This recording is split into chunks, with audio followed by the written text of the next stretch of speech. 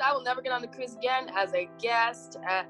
No boats for me, no canoes, no flotation devices in the water. Remember all those stories at the beginning of the pandemic about cruise ships filled with people stranded at sea? Well, the guests may be gone, but the employees, well, they're still there. A reported 60,000 on 100 different ships, and according to an insider, it's getting dark.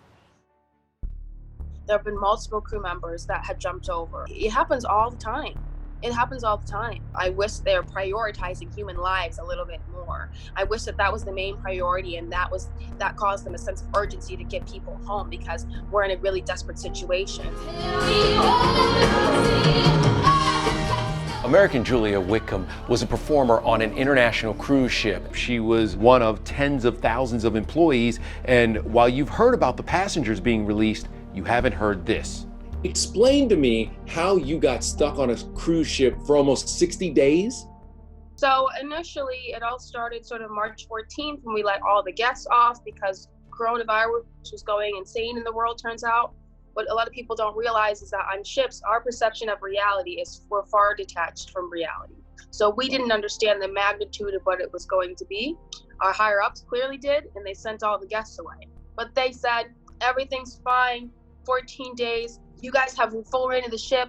You play in the pools, play in the hot tubs, you'll eat at specialty restaurants, blah, blah, blah. Did that for a while until the 23rd of March, when we heard that there was a coronavirus case. All of a sudden, we couldn't self-serve, and people were serving us our food and masks and gloves and everything. And then the 28th, we were officially confined to our cabins.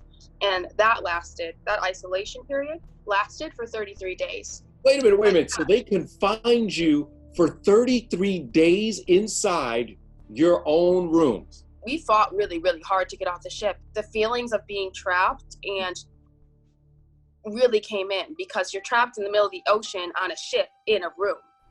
You see all these other ships? I said there are 80,000 of us stuck. And that was really, really bad. And when you look out at the ocean, you don't see land. So you really know that you're stuck. And something about that was so debilitating and really, really scary.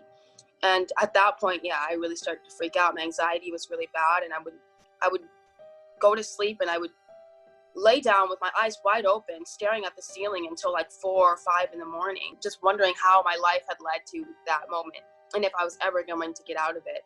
And it put me in a very, very dark, introspective state. How often did they test you when you were on the boat? We were never given coronavirus tests. We were given temperature checks twice a day, every day. But they said if you don't show any symptoms, you do not get a test, because we were begging to get tested, because I said maybe it will help our cases and getting off the ship. They had already told me 2 other times that I was going home. They told me on the 20th that I was going home, took it back on the 21st. And then on the 29th, they told me I was going home again. We were docked in Miami, ready to go, and then they didn't let me off again. Julia posted her story on Facebook. She revealed her tiny lockdown cabin, and the shockwaves went all the way up to her local congressman, who finally helped bring Julia home to Belvedere, Illinois, 66 days later. We really had to fight for this. On the 9th, they finally let me off. They put me on a bus, and we drove 27 hours.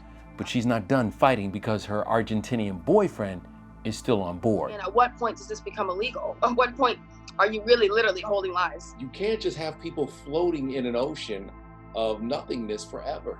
They're just sort of anchored out in the middle of the ocean. There's a hunger strike going on a Royal Caribbean ship with 15 Hungarians. So on one of the ships right now, there are a group of Hungarians that are on a hunger strike because they can't get home. They're just being moved around like they're objects. I am privileged in that I'm an American citizen working in an American company. I have a privilege. I have a platform. People are going to listen to me. And that's not something that most crew have. Julia continues to fight, and we are actually going to take you on board with Bruno, Julia's Argentinian boyfriend, who is still stranded out at sea.